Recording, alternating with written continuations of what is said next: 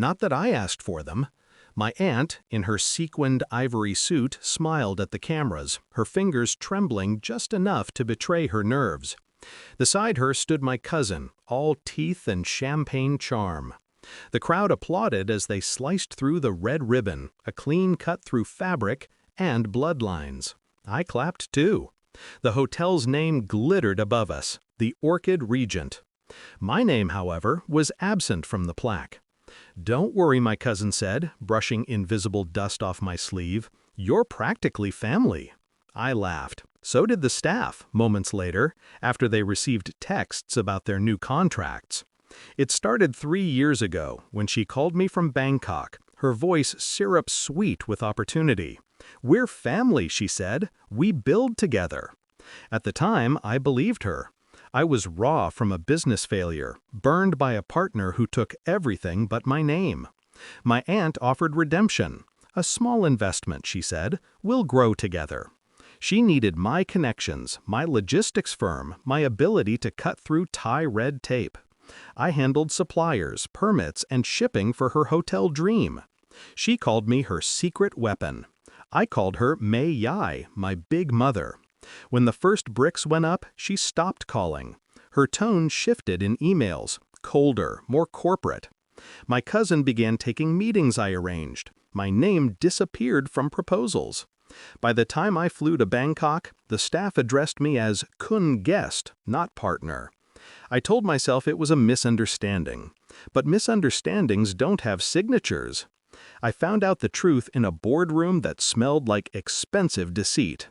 They'd replaced my equity clause with a consulting agreement. My signature, copied. My shares, absorbed. My contribution, redefined as advisory support. I remember staring at the paper, the ink bleeding under my thumb. My aunt wouldn't look at me. My cousin did, smiling. "You didn't read the fine print," he said. He was right. That night, I didn't drink. I didn't yell. I walked the streets of Bangkok until dawn, past gold temples and street vendors frying hope in oil. I stopped outside the construction site, the half-built skeleton of the Orchid Regent, and I made a decision. If they saw me as practically family, I'd remind them what family meant. The first step was quiet. I bought the land lease through a shell company registered in Singapore. My aunt never checked. She thought she owned it outright. Then the catering supplier, my old contact, who owed me favors. I paid off his debts and took control of his business. The decorators, the maintenance contracts, the linens. One by one, I became the invisible spine of her hotel. All legal, all traceable, to someone else. Then I waited. Months passed. Invitations arrived for the grand opening, gilded, embossed, and addressed to friends, family, and esteemed investors. Not to me. I RSVP'd anyway. The day of the opening was humid, the kind of Bangkok heat that sticks to silk and lies. I watched from the bar as the guests arrived, journalists, board members, influencers who mistook gloss for worth. My aunt made her rounds, clasping hands like a politician. My cousin, drunk on charm and money, whispered to a PR girl half his age. They had no idea the storm was already inside. My signal went out 10 minutes before the ribbon cutting. A single text to the catering manager, then to the supply company, then to the property office. Within minutes, messages began buzzing through the crowd. The caterer's staff stopped serving, their contracts voided. The decorators paused mid-sentence. My aunt's assistant whispered in her ear, her face draining color. The land office's official arrived, papers in hand, asking to see the leaseholder. My aunt turned toward me then.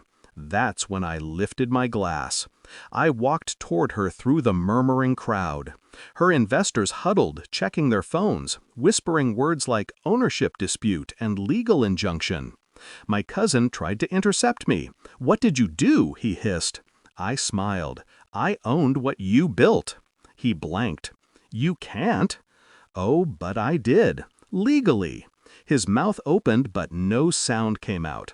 Just the faint pop of the champagne cork behind us, like punctuation. I stepped onto the small stage, the cameras still rolling. My aunt's face was pale beneath her makeup. "Congratulations," I said, loud enough for the microphones. "It's a beautiful opening. I'm honored to see my family succeed." I paused. Let the silence stretch. "Practically family," I added, my tone soft as silk. "No, darling, legally." The reporters caught every word. Security escorted no one out that night. There was no need. The investors did it themselves, walking out in clusters, their confidence crumbling with each unanswered call. By dawn, the hotel's accounts were frozen. The suppliers refused delivery. The lease reverted to me. The Orchid Regent never opened its doors again. Us.